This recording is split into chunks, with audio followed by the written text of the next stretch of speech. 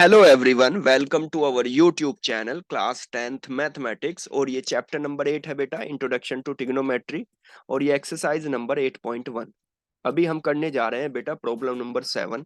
तो देखिए बेटा, प्रॉब्लम नंबर 7 क्या है। If cot of theta is equal to 7/8 then evaluate. तो यहाँ पर दो पार्ट है, क्या क्या इवेल्युएट करना है बेटा। फर्स्ट पार्ट में करना है 1 plus sine of theta into 1 minus sine of theta divided by 1 plus cos of theta into 1 minus cos of theta. और सेकंड वन में बेटा ये प्रॉब्लम में इवेल्युएट करना है कोट स्क्वायर ऑफ थीटा।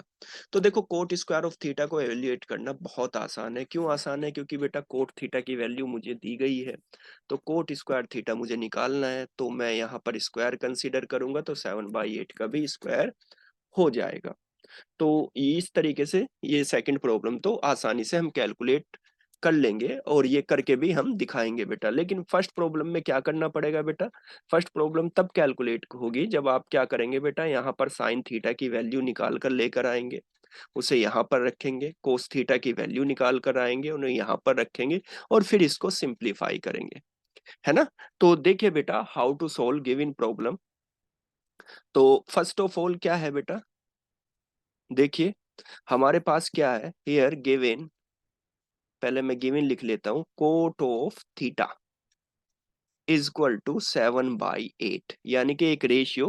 सारे जो टिग्नोमेट्रिकल टर्म है यहाँ पर, चाहे वो साइन ऑफ थीटा हो, कोस ऑफ थीटा हो, टेन ऑफ थीटा हो, कोट ऑफ थीटा हो, कोसेक ऑफ थीटा हो या सेक ऑफ थीटा हो, सब टिग्नोमेट्रिक या सिंपली रेशियो होते हैं बेटा। तो यहाँ पर भी एक रेशियो मुझे दिया गया है, वो क्या है, 7/8 है। और हम सब जानते हैं कि कोट जो है रेशियो होता है बेस और परपेंडिकुलर का। तो देखिए बेटा, ये परपेंडिकुलर बेस का रेशियो कब आया होगा, जब कोई एक राइट एंगल ट्रायंगल रहा होगा। तो मैंने क्या किया, एक राइट एंगल ट्रायंगल कंसीडर कर लिया है ना, ए बी सी उसका नाम दिया। तो इसको मैं लिख देता हूं कि consider triangle A B C in which angle B is equal to 90 degree and angle A is equal to theta. Angle B is equal to 90 degree और angle A is equal to theta. ये triangle मैंने consider कर लिया जिसका angle B 90 degree है और angle ए जो है थीटा है ना। तो अब बेटा थीटा, एंगल थीटा के करस्पोंडेंस अगर मैं देखूं बेटा, तो ये मेरी जो साइड होगी ये आपकी परपेंडिकुलर कहलाएगी। जो थीटा की एडजेसेंट साइड होगी बेटा, ये इसको बेस कहेंगे थीटा के लिए, और ये आपका सिंपली हाइपोटेनियस हो जाएगी, है ना।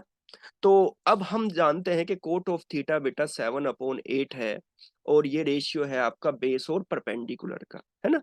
यानी कि मुझे किसी तरीके से बेस और परपेंडिकुलर का कुछ आइडिया लग जा रहा है। लेकिन साइन और कोस थीटा की वैल्यू हम तब तक कैलकुलेट नहीं कर सकते जब तक किसी राइट एंगल ट्रायंगल का हाइपोटेनियस हमें ना मिला हो या हम ना ढूंढ पा रहे हो। ठीक है बेटा। तो फर्स्ट ऑफ ऑल हम क्या करेंगे, यहाँ पर कैलकुलेट करेंगे hypotenuse with the help of base and perpendicular से। तो देखिए बेटा, यहाँ पर मैं क्या करता हूँ, लेट, चूंकि ये एक रेशियो है और तो मैं एक लेट करता हूँ, let A B is equal to, और रेशियो क्या है बेटा, हम सब जानते हैं कि ये रेशियो होता है बेस अपॉन परपेंडिकुलर का। तो इसलिए मैंने जो बेस है उसका नाम ए बी है, उसको कंसिडर कर लिया बेटा 7 के, है ना। एंड जो परपेंडिकुलर है वो आपकी बीसी है, उसे कंसीडर कर लिया मैंने बेटा 8 के क्यों लगाया है? क्योंकि हो सकता है ये रेशियो है, इसमें कोई नंबर कॉमन रहा हो और वो कट गया हो और यहाँ ये सिंप्लीफाई फॉर्म में आपको गिवन हो, तो इसलिए बेटा मैंने यहाँ पर के लिया है। ठीक है। अब मुझे बेटा ए बी की वैल्यू पता चल गई कि ए बी जो है वो एक तरह से 7 के है, और जो परपेंडिकुलर यानी कि बी सी है वो आपका बेटा 8 के है। तो मुझे अब वैल्यू कैलकुलेट करनी होगी हाइपोटेनियस की। और राइट एंगल ट्रायंगल में बेटा कभी भी दो साइड गिवन है और थर्ड वन के हमें कैलकुलेट करना है, तो हम अप्लाई करते हैं पाइथागोरस थ्योरम।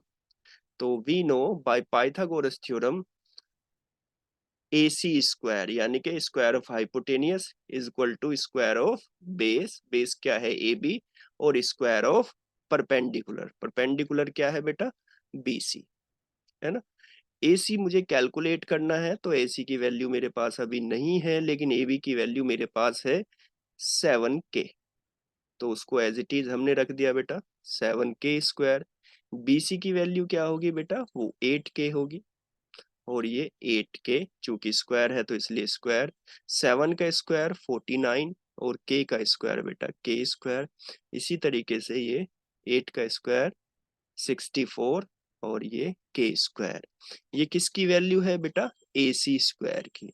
तो AC square is equal to 49K square plus 64 square, तो ये हो जाएगा 113K स्क्वायर, यानी कि 113K स्क्वायर।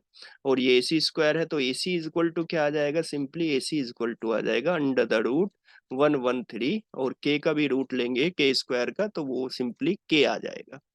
तो यानी कि value of AC is equal to under the root 113, यानी कि जो हाइपोटेनियस की वैल्यू तलाश कर रहे थे वो कितनी आई बेटा, अंडर द रूट 113K। चलिए अब प्रॉब्लम नंबर हमें फर्स्ट कैलकुलेट करनी है, तो उसके लिए साइन, क्योंकि हाइपोटेनियस आ गया है तो साइन भी कैलकुलेट करेंगे और कोस भी। तो अब क्या आ जाएगा बेटा, साइन को कैलकुलेट करते हैं, तो साइन ऑफ थीटा, तो वो क्या होता है बेटा, परपेंडिकुलर अपॉन हाइपोटेनियस, या परपेंडिकुलर का नाम यहाँ पर क्या है बेटा, BC, और है ना ये BC देखो परपेंडिकुलर, और हाइपोटेनियस का नाम क्या है AC, यानी कि sine of theta is equal to BC कितना है बेटा, वो आपका 8K है। AC अभी अभी आपने कैलकुलेट किया है रूट 113K, तो K cancel with K, finally जो आपका साइन ऑफ थीटा है वो 8 अपॉन रूट 113 आ गया। इसी तरीके से बेटा इन सिमिलर वे हम लोग जो है कोस ऑफ थीटा की वैल्यू भी कैलकुलेट करेंगे। तो कोस ऑफ थीटा वो क्या होता है बेटा, कोस ऑफ थीटा होता है base upon perpendicular, base upon perpendicular नहीं बल्कि बेस अपॉन हाइपोटेनियस। तो देखिए बेटा बेस अपॉन हाइपोटेनियस, बेस का नाम क्या है बेटा AB, हाइपोटेनियस का नाम क्या है बेटा आपका AC। तो मैं बेस और हाइपोटेनियस दोनों की वैल्यू यहाँ पर रख देता हूँ। बेस की वैल्यू है 7K, हाइपोटेनियस की वैल्यू अभी अभी हमने कैलकुलेट किया है 1 √113K। के कैंसिल विद के, तो finally cos of theta is equal to 7 upon root 113। तो अब आते हैं बेटा प्रॉब्लम नंबर 1 पर। तो मुझे प्रॉब्लम नंबर 1 में क्या कैलकुलेट करना है, 1 plus sine of theta into 1 minus sine of theta divided by 1 plus cos of theta और 1 माइनस कोस ऑफ थीटा। तो मैं क्या करता हूँ बेटा, यहाँ पर साइन थीटा और कोस थीटा की वैल्यू यहाँ रख देता हूँ। तो ये क्या बनेगा भाई, 1 प्लस साइन थीटा की वैल्यू 8 अपॉन रूट 113 ब्रैकेट, और 1 minus sine of theta again 8 upon root 113 divided by 1 plus cos theta की वैल्यू कितनी है बेटा, 7 अपॉन रूट 113, और 1 माइनस 7 अपॉन रूट 113, है ना। तो देखिए बेटा यहाँ पर क्या है, 1 प्लस 8 अपॉन रूट 113 और 1 माइनस 8 अपॉन रूट 113। तो हम सब जानते हैं बेटा कि एक आइडेंटिटी होती है कि 1 प्लस या A प्लस बी और A minus B is equal to A square minus B square. तो इस आइडेंटिटी का यूज हम बेटा यहाँ पर न्यूमिनेटर में भी कर सकते हैं और डिनोमिनेटर में भी। तो देखिए हमारी प्रॉब्लम क्या हो जाएगी बेटा, ये हो जाएगी square of 1 minus 8 upon root 11 का होल स्क्वायर। इसी तरीके से बेटा square of 1 minus 7 upon root 113 का होल स्क्वायर, है ना।